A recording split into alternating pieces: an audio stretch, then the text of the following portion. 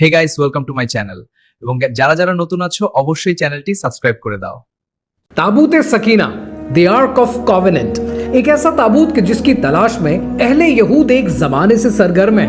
एक ऐसा ताबूत कि जिसकी तलाश में CIA ने दुनिया का चप्पा चप्पा छान मारा। एक ऐसा ताबूत कि जिसके हाथ में ये लग जाए उसकी फौज इनविंसिबल हो जाती है, वो हर जंग जीत जाता है। एक ऐसा ताबूत कि जिसके बारे में करामात की, इनामात की और मोजज़ात की बहुत सी कहानियां हैं। एक ऐसा ताबूत कि जिसका जिक्र आपने तारीख में बहुत दफा सुन रखा है और ये एक सच पर मबनी है। अब इस सब के पीछे कहानी क्या है, आइए समझते हैं।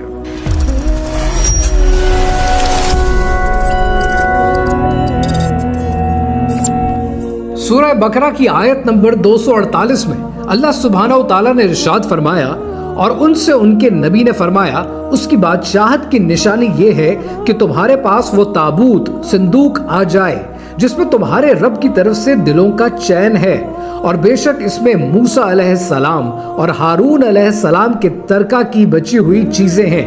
फरिश्ते इसे उठाते हुए होंगे। तुम्हारे लिए बड़ी निशानी है अगर तुम ईमान वाले हो।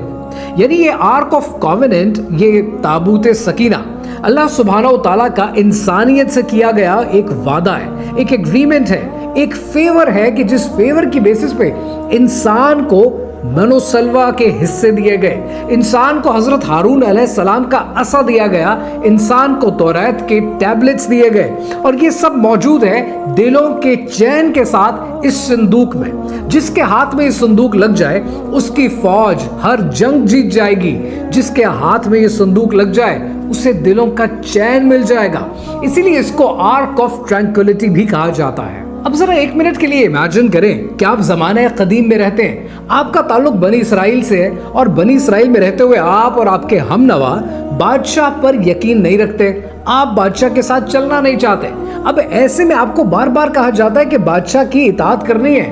आपको ये कहा जाता है you need to stand by your king, और इसकी अश्योरेंस के लिए अल्लाह सुब्हानहू तआला की तरफ से एक ताबूत जिसमें इतने इनामात हैं, जिसमें दिलों का चैन है, जिसमें हजरत हारून अलैहिस्सलाम का असा है, जिसमें तौरा के टैबलेट्स मौजूद हैं, जिसमें मनोसलवा के हिस्से हैं, आपकी तरफ भेजा जाता है। और ये खुद फरिश्ते लेकर आपके पास आते हैं, तो आपका रिजॉल्व कितना सॉलिड हो जाएगा, आपको कितना यकीन आ जाएगा कि आपको साथ निभाना है बादशाह का।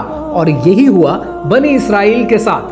तफसीर इब्ने कसीर के मुताबिक ये एक वुडन बॉक्स है जिसके ऊपर सोना चढ़ा हुआ है, और ये बनी इसराइल के पास मौजूद था, लेकिन उनसे ये खो गया जब शायद ये फिलिस्तीन्स के साथ लड़ाई में मसरूफ थे।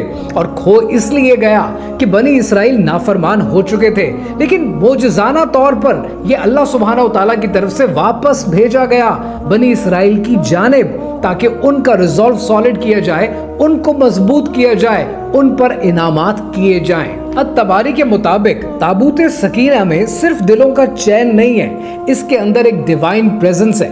यानी ये डिवाइन प्रेजेंस को सिंबलाइज करता है, और जिस कौम के ये हाथ में लग जाए जंग जीतना यकीनी है उसका, क्योंकि इसमें स्पिरिचुअल फोर्सेस मौजूद हैं, और ये स्पिरिचुअल फोर्सेस सिर्फ उसी का साथ निभाती हैं जो हक पर होता है, जो सच पर होता है। जो मॉडर्न स्कॉलर्स हैं उनका कहना यह है कि जितने अब्राहमिक रिलीजन्स हैं ये उनका शेयर्ड हेरिटेज है, और इसमें लाजमी नहीं है कि कोई ऑब्जेक्ट, कोई चीज ऐसी है कि जिससे दिलों का सुकून मिले, लेकिन ये जो फोर्स इसमें मौजूद है वो इंस्पायर करती है कि आप जंगें जीत सकें। और यहीं पर कहानी में एंट्री होती है CIA के प्रोजेक्ट सनस्ट्रीक की। प्रोजेक्ट सनस्ट्रीक यूएस डिफेंस इंटेलिजेंस का एक ऐसा प्रोग्राम था कि जो 1986 में शुरू हुआ और 1990 तक चलता रहा।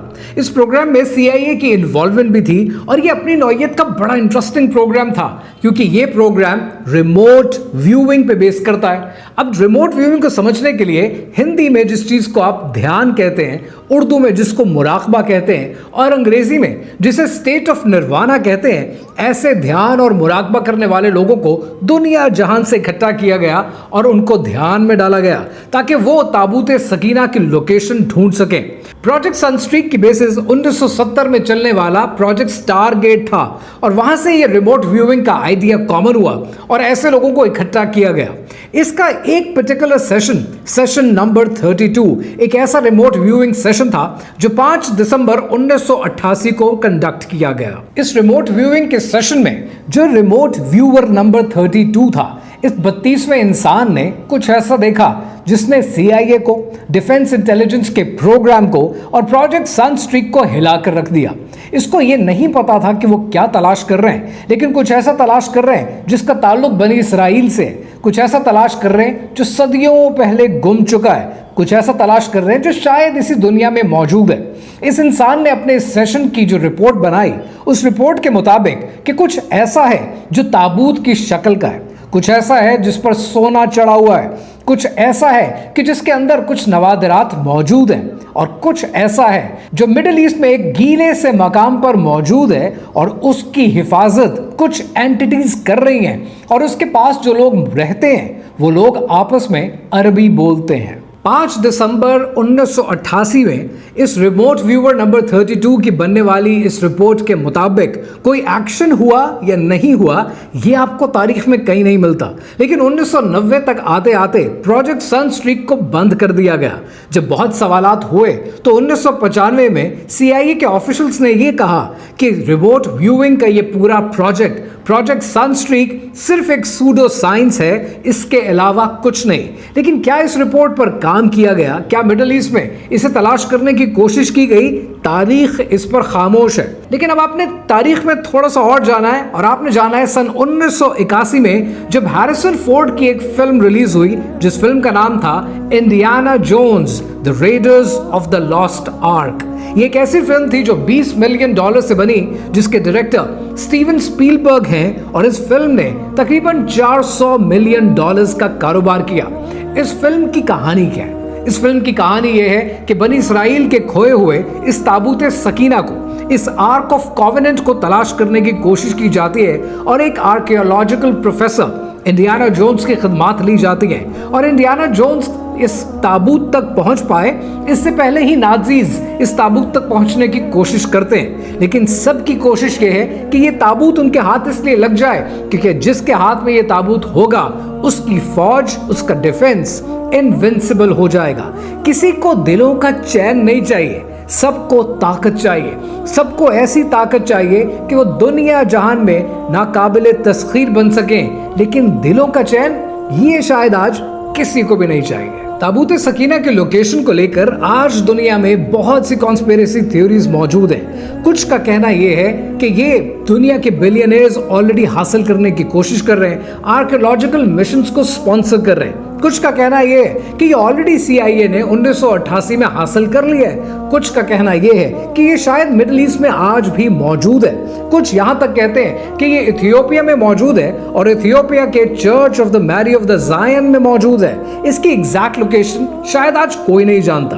ताबूत सकीना को लेकर मुस्लिम स्कॉलर्स में डिफरेंट ओपिनियंस पाए जाते हैं। अहले तशी की एस्केटोलॉजी के मुताबिक अल्लामा मजलिसी लिखते हैं, अल नौमानी लिखते हैं कि ये लेक तिब्रियास में है, यानी सी ऑफ गैलिली में है, और इमाम मेहदी के ज़हूर के वक्त ये सामने आएगा, और जब ये आएगा तो इसकी मदद से इमाम मेहदी दुनिया में अमन कायम करेंगे।